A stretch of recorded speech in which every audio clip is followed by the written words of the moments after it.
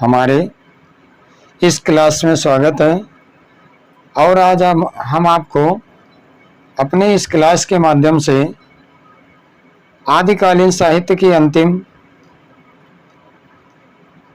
भेद वर्ग को लेकर के उपस्थित हुआ हूँ, जिसमें यह अंतिम आदिकालीन साहित्य है लौकिक साहित्य और प्रवृत्तियों भारतीय संस्कृत की स्वच्छंद और स्वतंत्र धाराओं को लेकर के आदिकाल में जो साहित्य लिखा गया लोक से जुड़ा वह लौकिक साहित्य है। और इस लौकिक साहित्य में कौन कौन से रचनाकार हुए हैं जो गद्य और पद्य दोनों में रचनाएं की है। तो आइए पहले हम इसकी थोड़ी परिभाषा समझते हैं, उसके बाद इसका वर्ग समझते हैं कि इसको कितने भेद यानी वर्गों में विभाजित किया गया है, फिर उनके हम कवि एवं रचनाकारों को भी देखते चलते हैं। ठीक, तो आइए हम देखते हैं कि पहले लौकिक साहित्य की परिभाषा क्या होगी। तो इसकी हम थोड़ा परिभाषा देखते हैं कि आदिकालीन लौकिक साहित्य, ठीक, ये जो लौकिक साहित्य है, लौकिक का मतलब है लोक धनिक, मतलब लोक माने संसार, इससे जुड़ा हुआ जो साहित्य लिखा गया आदिकाल में उसी को कहा गया लौकिक साहित्य। ठीक, तो इसकी परिभाषा हम देख लेते हैं, इसकी परिभाषा क्या है। ठीक, इसकी परिभाषा देखते हैं।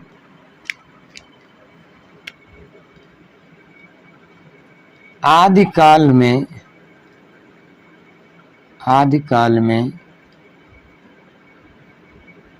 भारतीय लोक संस्कृति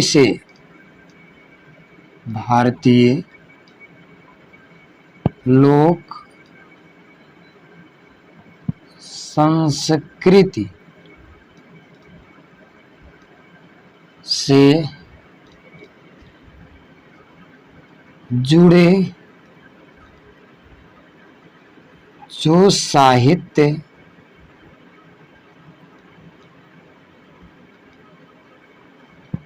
लिखे गए उसे, जो साहित्य, थोड़ा इसमें और हम जोड़ लेते हैं, स्वतंत्र रूप से लिखे गए जो साहित्य, इसमें हम एक शब्द और जोड़ लेते हैं, जो साहित्य स्वतंत्र रूप से लिखे गए,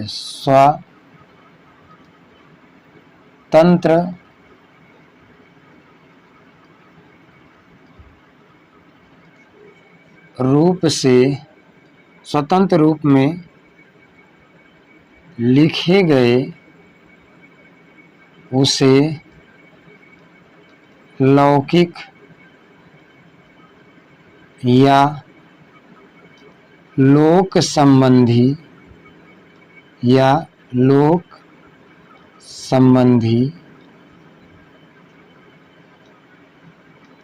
साहित्य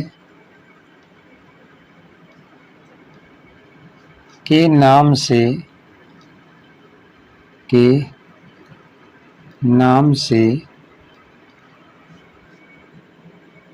जाना जाता है।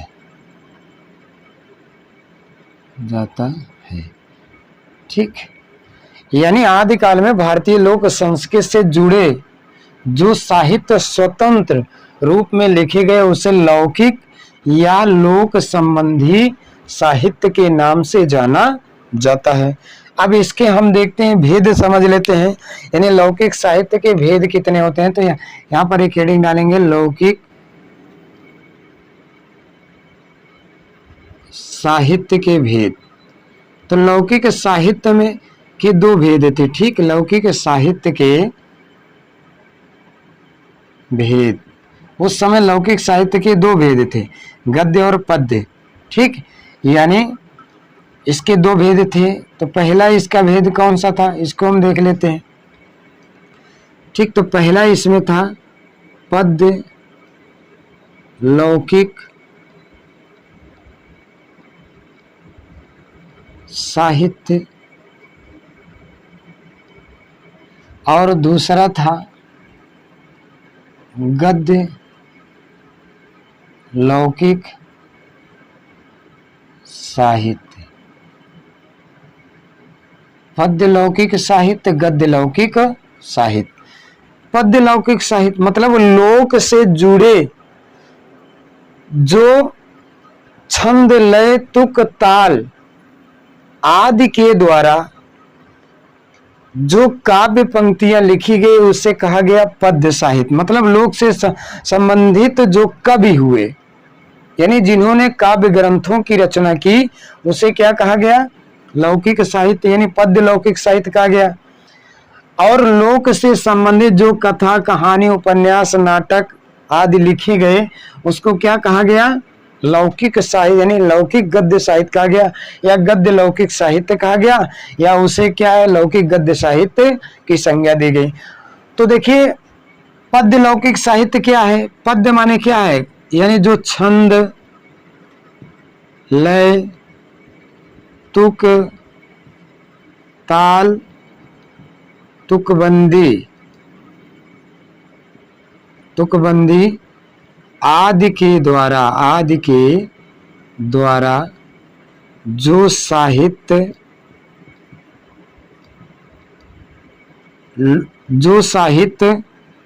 लोक संस्कृति पर लिखे गए, जो साहित्य लोक संस्कृति,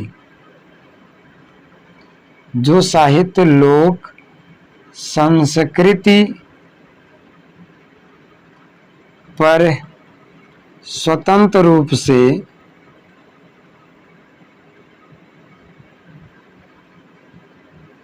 लिखे गए उसे पद्य लौकिक साहित्य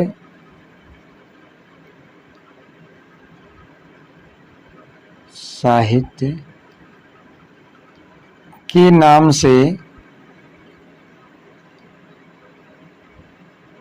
जाना जाता है।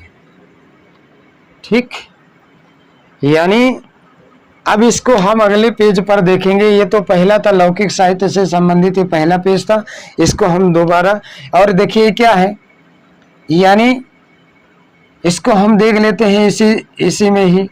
वह, ठीक है, वह साहित्य जो विचार प्रधान शैली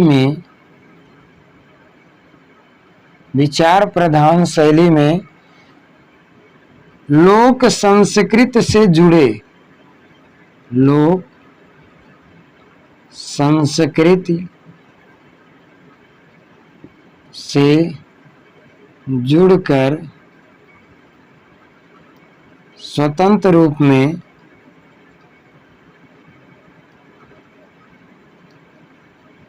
लिखे गए उसे गद्य लौकिक साहित्य कहते हैं। उसे क्या कहते हैं? गद्य साहित्य कहते हैं। ठीक, उसे गद्य साहित्य कहते हैं।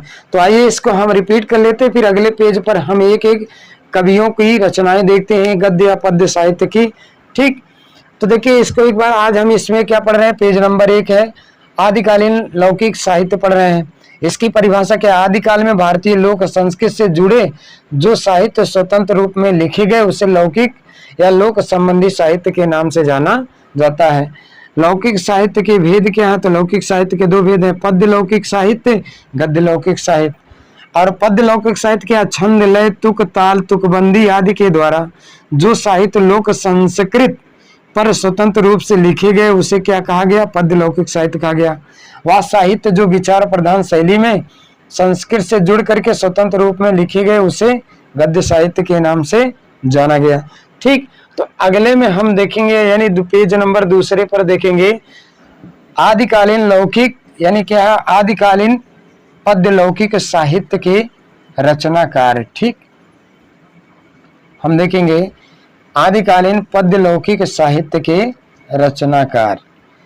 ठीक, तो इसको हम देख लेते हैं।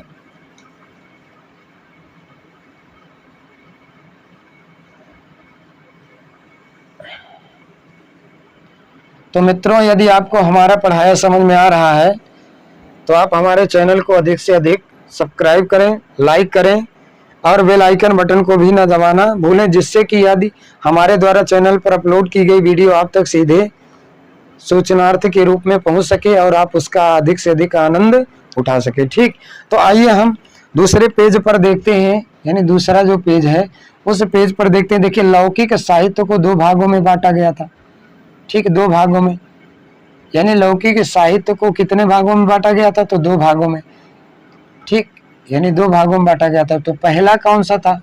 पहला था पद्य साहित्य, पद्य साहित्य। और दूसरा कौन सा था? गद्य साहित्य। तो पहले हम आज यहाँ पर इसमें क्या देखेंगे? पद्य साहित्य देखेंगे। ठीक, इसको हम देख रहे हैं। तो पहले हम देखते हैं क्या है, यहाँ पर देखते हैं लौकिक साहित्य का पद्य साहित्य। ठीक, तो पहला हम यहाँ पर देख रहे हैं क्या? पहले हम देख रहे हैं यहाँ पर पद्य साहित्य। ठीक, पहले हम किसको देख रहे हैं? पद्य साहित्य को देख रहे हैं। ठीक है, पद्य साहित्य, पद्य साहित्य देख रहे हैं। इसकी परिभाषा आपने देख ही लिया पहले, अब दोबारा लिखने की आवश्यकता नहीं है।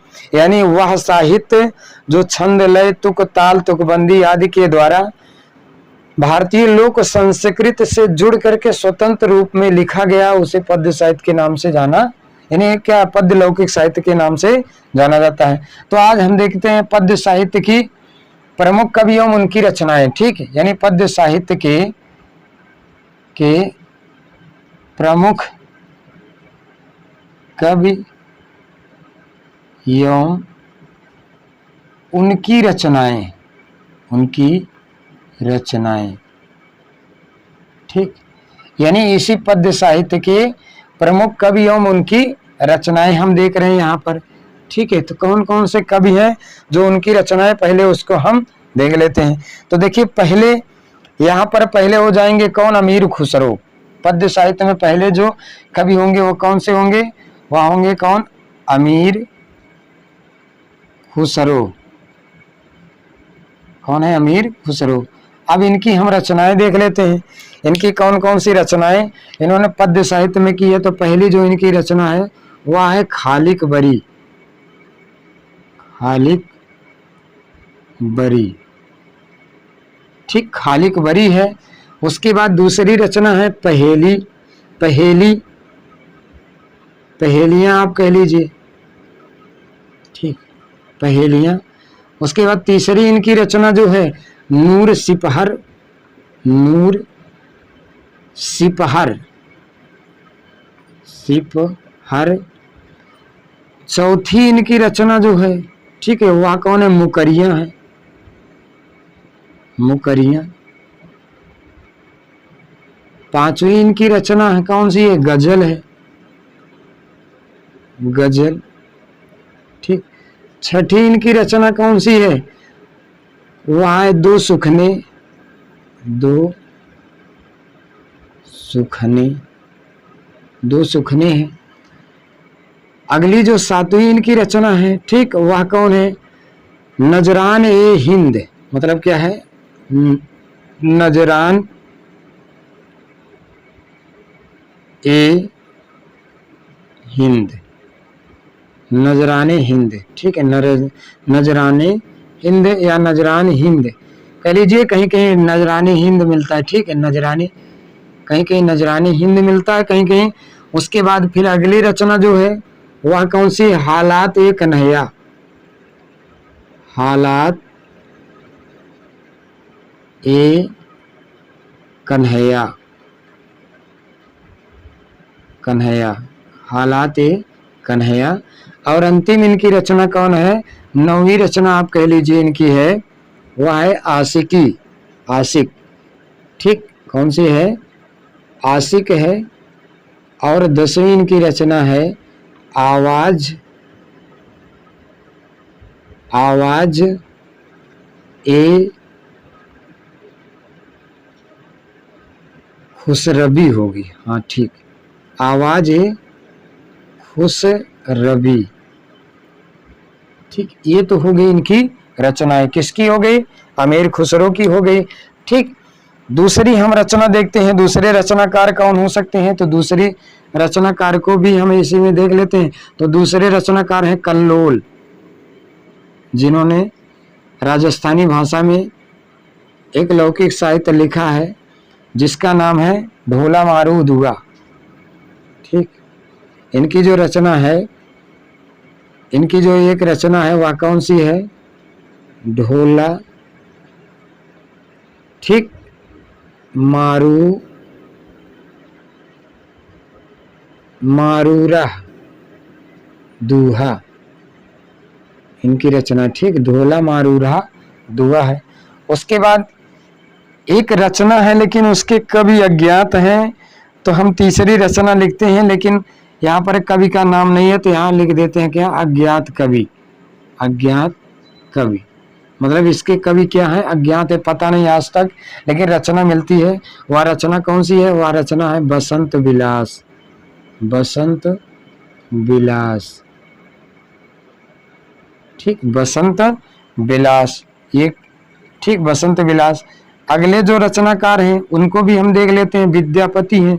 तो विद्यापति की बहुत सी रचनाएं हैं, ठीक, तो विद्यापति को हम देख लेते हैं कौन कौन सी इनकी रचनाएं हैं। तो चौथे जो हैं वह कौन से हैं, विद्यापति, इन्हीं को हिंदी में मैथिली कोकिल, मिथिला की कोकिल कहा जाए, विद्यापति। ठीक, तो इनकी हम रचना देख लेते हैं, विद्यापति की कौन कौन सी है। तो जैसे विद्यापति की पहली यानी क्या है, पहली रचना यहाँ पर कौन सी होगी, वह होगी सयो सर्वस्व। सयो सर्वस्व जो संस्कृत भाषा में लिखा है, सर्वस्व सार। ठीक, दूसरी इनकी रचना होगी कौन सी, गंगा वाक्यावली। गंगा वाक्यावली। तीसरी रचना इनकी कौन सी है, दुर्गा भक्ति तरंगिणी। दुर्गा भक्ति तरंगिणी, तरंगिणी, दुर्गा भक्ति तरंगिणी। उसके बाद अगली है इनकी चौथी जो रचना है वह कौन सी है, भू परिक्रमा। भू परिक्रमा इनकी रचना है, भू परिक्रमा। अगली पांचवी रचना इनकी जो है, दान वाक्यावली।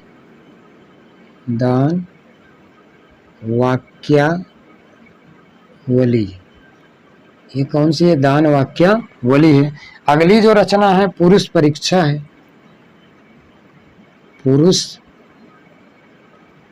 परीक्षा है, अगली इनकी रचना कौन सी है, पुरुष परीक्षा है।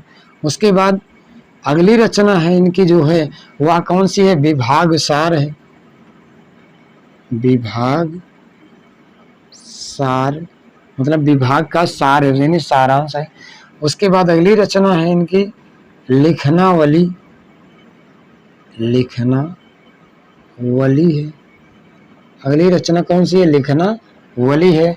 उसके बाद फिर क्या है, अगली रचना गया पत्रावली, पत्रलक है। गया पत्रलक, गया पत्रलक है। उसके बाद कौन सी वर्ण कृत्य है, अगली रचना इनकी जो है वह कौन सी है, वर्ण कृत्य। ठीक, वर्ण कृत्य है। उसके बाद अगली रचना इनकी कौन सी है, पदावली है। पदावली है। अगली रचना कौन सी है, कीर्तिलता है। लता है। अगली रचना कौन सी है, वह है कीर्ति पताका है। पताका, ठीक, यानी कीर्ति पताका। ये तो हो गए क्या पद्य साहित्य के रचनाकार, और एक बच रहे हैं उनको हम देख लेते हैं। और एक रचनाकार हैं यानी जो है अब्दुल रहमान की है संदेश रासक। ठीक, तो एक रचनाकार यानी पांचवें को हम यहाँ पर देख लेते हैं, यानी यहाँ पर देख लेते हैं पांचवें कवि को। जो पांचवें कवि हैं उनका नाम है अब्दुल रहमान। ठीक, इन पांचवें कवि जो हैं उनका नाम है अब्दुल रहमान, और इनकी रचना है कौन सी, संदेश रासक, संदेश रासक है। ठीक, यानी अब्दुल रहमान की जो रचना है वह कौन सी है? संदेश रासक। तो देखिए इसको एक बार हम रिपीट कर लेते हैं। देखिए लौकिक साहित्य में दूसरा हम पेज पढ़ रहे हैं और दूसरे पेज पर पढ़ रहे हैं यानी लौकिक साहित्य के भेद। और लौकिक साहित्य के भेद में हम पहला पढ़ रहे हैं क्या? पद्य साहित्य पढ़ रहे हैं। लौकिक का पद्य साहित्य पढ़ रहे हैं और पद्य साहित्य के प्रमुख कवि एवं उनकी रचनाएं पढ़ रहे हैं। ठीक, इसके हम प्रमुख कवि एवं उनकी रचनाएं पढ़ रहे हैं। इसकी परिभाषा ऊपर देखी गई थी पहले पेज पर। अब देखिए इसके पहले कवि है अमीर खुसरो और इनकी रचना है खालिक बरी, पहेलियां, नूर सिपहर, मुकरियां, गजल, दो सुखने, नजरानी हिंद, हालात ये कन्हैया, आशिक, आवाज ये खुसरबी। उसके बाद अगले कवि हैं ढोला मारू क्या कल्लोल हैं। तो कल्लोल की रचना राजस्थानी भाषा में लिखी गई है। ढोला मारू रा दूहा, रा का मतलब होता है राजस्थानी में का। ठीक, यानी ढोला मारू का दूहा। ठीक, उसके बाद अगला जो रचना है ये बसंत विलास है। इसके रचनाकार आज भी अज्ञात हैं। अगले जो रचनाकार हैं वह है विद्यापति। विद्यापति की जो रचनाएं हैं सयो सर्वस्व सार है, गंगा वाक्यावली है, दुर्गा भक्ति तरंगड़ी है, भू परिक्रमा है, दान वाक्यावली है, पुरुष परीक्षा है, विभाग सार है, लिखनावली है, गाय पत्रलक है, वर्ण कृत्य है, पदावली, कीर्तिलता, कीर्ति पताका। और पांचवें कवि हैं जो अब्दुल रहमान और इनकी रचना है संदेश रासक। ठीक, तो हमने यहाँ पर क्या देखा? लौकिक साहित्य के पद्य साहित्य को देखा है और पद्य साहित्य के प्रमुख कवि कौन है, उनकी रचनाएं कौन कौन सी है, इसको हमने देखा है। अगले पेज पर हम देखते हैं यानी जो है यानी पद्य आदिकालीन लौकिक साहित्य के पद्य के साथ गद्य साहित्य क्या है और उसके कौन कौन से कवि हुए हैं जिन्होंने पद्य को गद्य रूप में लिखा है। ठीक, तो आइए हम अगले पेज पर उनको देखते हैं। ठीक, कि कौन कौन से हैं जिन्होंने गद्य साहित्य की रचना की है। तो मित्रों एवं विद्यार्थीगण, यदि आपको हमारा पढ़ाया समझ में आ रहा है तो आप हमारे चैनल ज्ञान गुरु हिंदी 97 जो YouTube पर उपलब्ध है उसको आप सब्सक्राइब करें, लाइक करें और अधिक से अधिक शेयर करें तथा उस चैनल की बेल आइकन बटन को बिल्कुल दबाना ना भूलें, जिससे कि हमारे द्वारा अपलोड की गई उस चैनल पर वीडियो आप तक पहुँचे और आप उसका अधिक से अधिक आनंद उठा सकें। ठीक, तो आइए हम इसमें देखते हैं अब गद्य साहित्य। ठीक, क्या है पद्य साहित्य तो देख लिए, तो अब हम क्या देखेंगे? गद्य साहित्य देखेंगे। तो एक हेडिंग डाल लेते हैं आदिकालीन लौकिक गद्य साहित्य या गद्य साहित्य ही देख लेते हैं। अब गद्य साहित्य की हमको रचनाएं देखना है और रचनाओं के कवि देखना। तो यहाँ एक हेडिंग डाल लेते हैं यानी लौकिक गद्य साहित्य के प्रमुख रचनाकार हैं उनकी रचनाएं। ठीक, यहाँ पर एक हेडिंग डालते हैं लौकिक गद्य साहित्य के प्रमुख रचनाकार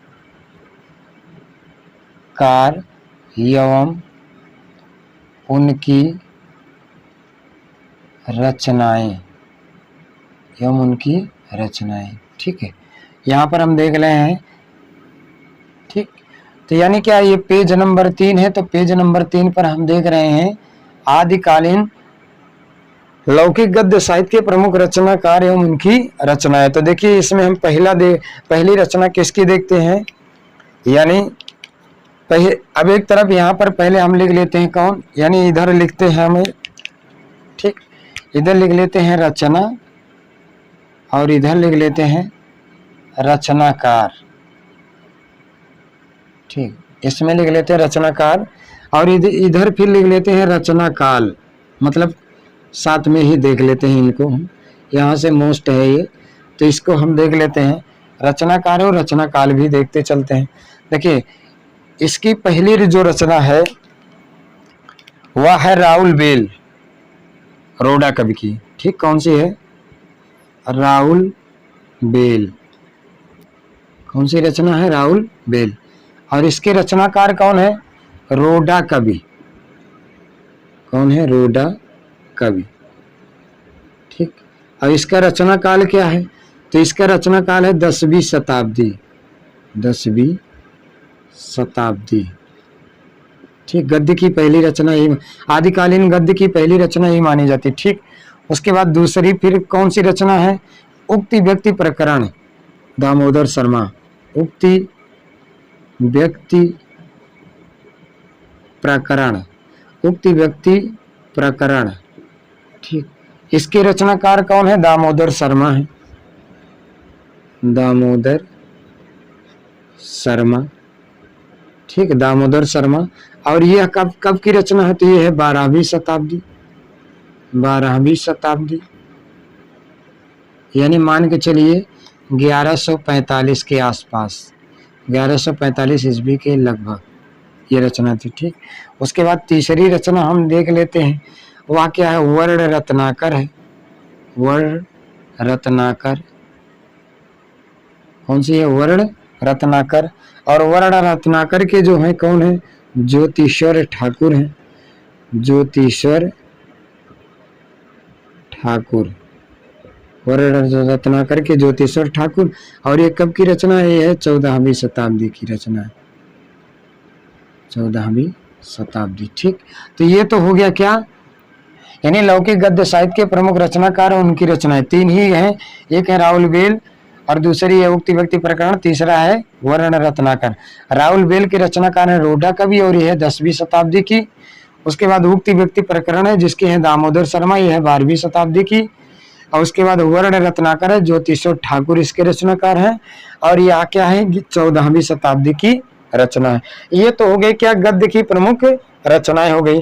अब हम जो है गद्य की प्रमुख रचनाएं, अब हम देखेंगे अगली क्लास में आदिकालीन अपभ्रंश साहित्य की प्रमुख रचनाएं कौन कौन सी हैं, इसको हम अगली क्लास में देखेंगे। ठीक है, धन्यवाद।